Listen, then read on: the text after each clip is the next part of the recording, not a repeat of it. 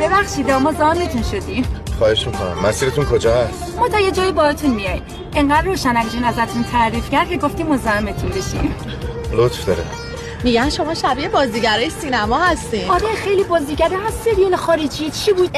جورج کلانی میشناسین؟ این بازیگر جدید میداره اصلا نمیشناسم. بازیگر فقط ناصر ملکی.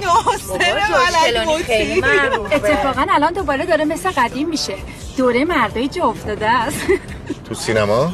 نه بابا، کیس ازدواج.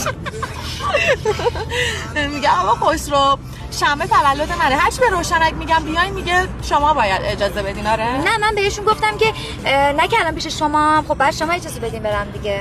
نه روشنک خانم، شما با باباتون صحبت کنین، اگه اجازهتون داد من میبرمتون براتون میگم. بابام من میرم. پس بیا.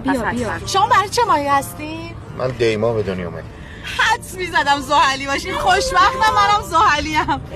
بهتون نمیخوره اینقدر ناخن خشک باشین.